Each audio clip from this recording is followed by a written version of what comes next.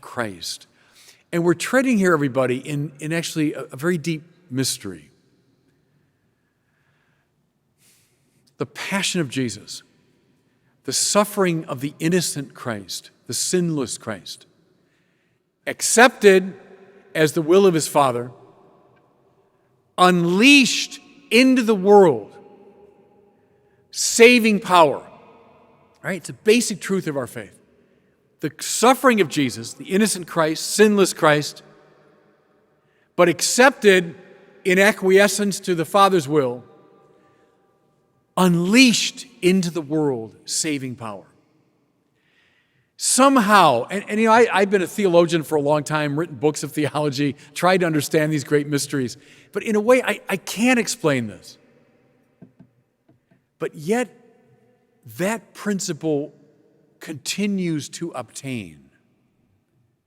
Somehow, in the mystical body of Christ, suffering of ours that's accepted as an expression of the Father's will manages to unleash saving power into the world.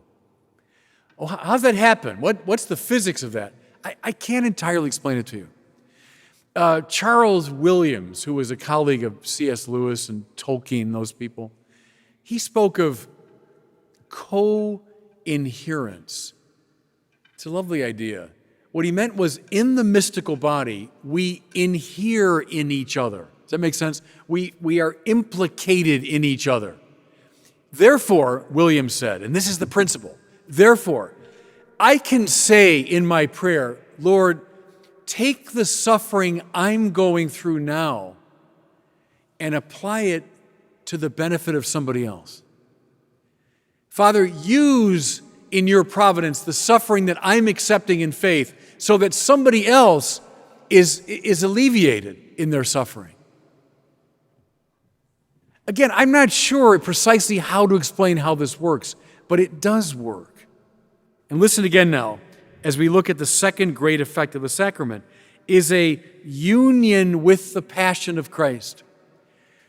You know, read John Paul II's wonderful letter on suffering. John Paul says he always told suffering people, don't miss the opportunity. Now, don't see it as some kind of weird masochism. It's not that.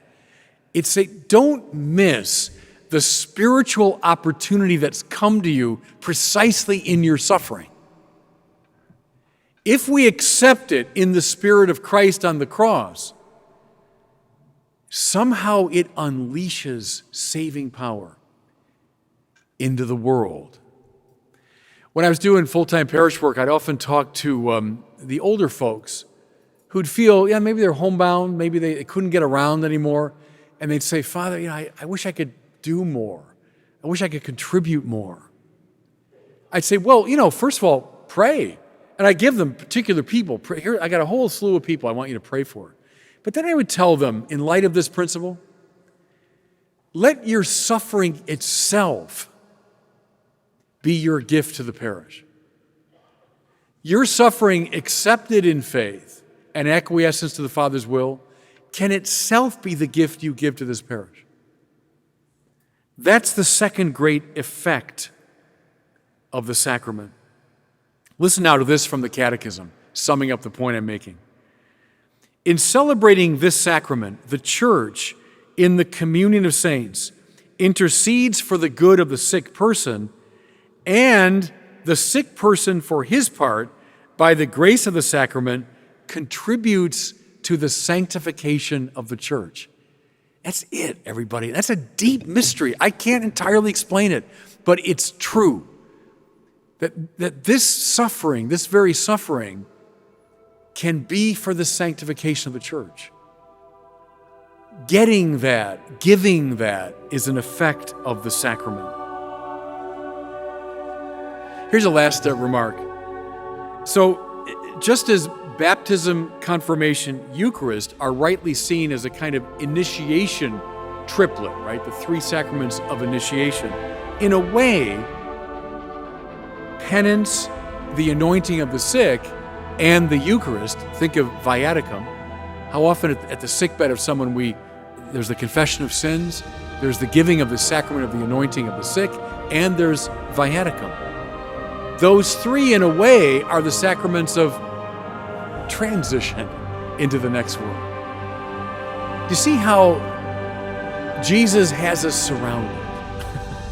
That the sacraments at the beginning, the sacraments at the end, all of life, in its activities, at the height of its power, but also life at its limits, in its passivities. All of it can and should be sanctified by the sacraments.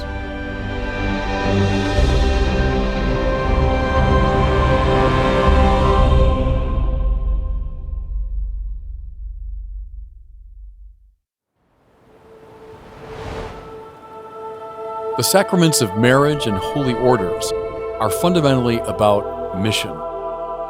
Though differing in scope and nature, both are critical to the life of the Church and indeed the world.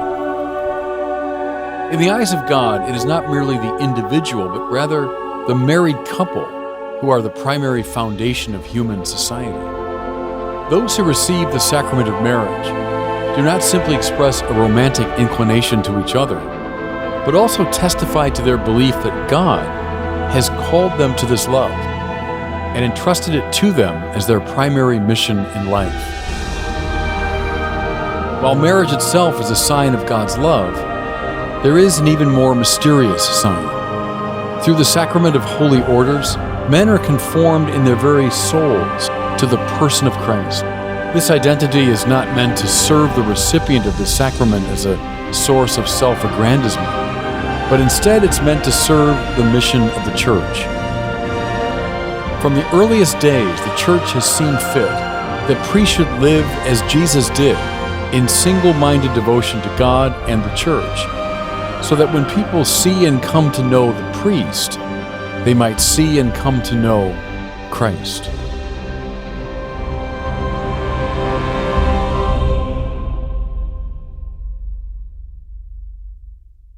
So we come finally to the two great sacraments of mission or vocation. So the first three, initiation. Second two, healing, when the relationship with the Lord is broken. And then finally, this is the go. Now go on mission. And here's matrimony and holy orders, the two basic forms, if you want, of how the baptized are active spiritually in the world. So first of all, let's look at marriage, at matrimony. When I was doing full-time parish work many years ago, I did a lot of weddings. We had, I think, 150 or so weddings a year. So typically on the weekend, I'd have, one or two weddings. So I gave a lot of wedding homilies. And in one of them, kind of a standard homily, I used the story from O. Henry, remember, called The Gift of the Magi. A lot of us read that in high school. Remember the narrative there is, it's about a young couple, newly married, deeply in love, but very poor. The only thing of value that the young lady has is her beautiful flowing hair. The only thing of value the young man has is this beautiful decorative watch that his grandfather had given him. So Christmas is approaching. Each wants to give the other a special gift. And so the woman cuts off her beautiful hair, and with she sells it and buys a decorative chain for the watch. But the young man sold the watch to buy a beautiful decorative comb for his wife's hair. And so Christmas Day arrives, they exchange their now pointless gifts, and they weep, but not because the gifts are pointless. In fact, the gifts powerfully express their love for each other. I told that story because it speaks to me of what married love is like. When two people marry, they say, look, my life is not about me anymore, it's about you. I'm not the center of my life, you're the center of my life. I live for you, not for me. And in that mutual self-gift, that mutual surrender, we have the very essence of married love. Now, the church didn't invent marriage. I mean, marriage is a natural institution. You can find it in every culture in the world. It goes all the way back to the beginning of the human race. But what the church did was it elevated this naturally beautiful institution and made it evocative of something transcendent. St. Paul put it this way: married love speaks of Christ's love for his bride, the church. That beautiful imagery of bride and bridegroom, it runs right through the Bible. And Paul sees it with great clarity. This naturally beautiful institution of self-gift is now elevated, sacramentalized. And that's what the sacrament of marriage is about. Now, I made reference to the Bible, and it's true. The Bible is filled with the imagery of marriage. In fact, it's bookended. It begins and ends in many ways with marriage. The Bible begins with the story of the creation of Adam and Eve, the first couple. It ends with the wedding banquet of the Lamb. There's the Christ, the bridegroom, and the church, the bride. The whole Bible is bookended by the great image of married love. And then look throughout the Bible. How often the covenant between God and his people is expressed as a marriage covenant. Now, Jesus himself is a kind of marriage, isn't he? The coming together in him of divinity and humanity constitutes a sort of marriage of nature and supernature. Christ himself, a bride and bridegroom meeting. The Bible holds up marriage as perhaps the most powerful symbol there is for the divine love. How does God love his people? The way a husband loves his wife, the way a wife loves her husband, yes, even to the point of death. Now, can I share this, everybody? The most powerful marriage image in the New Testament is the image of Christ crucified. What do we see there? But Christ, the bridegroom, pouring out his life. Remember the night before, he had said, "This is my body given for you. This is my blood shed for you." Christ, the bridegroom, giving his whole life, body, blood, and soul, for his bride, the church. What we are meant to see in a young bride and groom marrying each other, giving each other their mutual consent, living one for the other, we're meant to see in them a sign of Christ's love for his church. You know, in some ways, you could take any one of the sacraments and say, oh, that's the most important one. You could make an argument for it. And here's my argument for marriage as the most important sacrament. I don't know a better symbol of God's love for his people than marriage. That's why when we send this couple forth and say, go now out into the world, their going out into the world is a very, very important sign of what God's love looks like. Do you see now why the church speaks in season and out, when it's popular, when it's not, of the indissolubility of marriage? Now, I'm not going to get into all the great debates around annulment and all that. That's for another day. But that its basic stance is marriage is indissoluble. Why? Because what God has joined for his sacramental purposes, we must not divide. As intense as their love is for each other, that's what God's love is like. Hence the indissolubility of marriage. You know, when I was doing my parish work full-time and talked to a lot of engaged couples, preparing them for marriage, I would often ask them at the end of the session, well, I mean, finally, why do you guys want to get married in church? And after some hemming and hawing, they'd usually say some version of, well, because we love each other. And I would say, I'm delighted you love each other. But that's not good enough reason to be married in church. Again, marriage is a natural institution, right? I mean, you can celebrate your mutual love in all kinds of other settings. You get married in church when you're convinced that God has brought you together precisely so that your mutual love would be a sacramental sign to the world of His indissoluble love for His church. When you're ready to make that commitment, then you come to church, because now we're ready to sacramentalize this naturally beautiful institution. Where does a wedding take place, typically, in the Catholic view of things? Typically and appropriately at the Mass. Now, why? Just because we're trying to be difficult? No, because the Mass is the wedding banquet of the Lamb. What is represented at the Mass but the sacrifice of Jesus? It's precisely Jesus giving His body and blood for all of us on the cross. That's what's represented at the Mass. And therefore, it's entirely appropriate that this great symbol of that love should be contextualized by the liturgy. That's why it happens there. Here's something I've always loved and try to emphasize with married couples. Marriage is very unique in this measure, that the bride and groom don't so much receive a sacrament from the priest or the bishop. So in baptism, it's the priest baptizes. In the Eucharist, the priest confects the Blessed Sacrament and distributes it, etc. But in marriage, the couple, by their mutual consent, bestow the sacrament upon each other. The priest or bishop is there, or the deacon, to witness this on behalf of the church.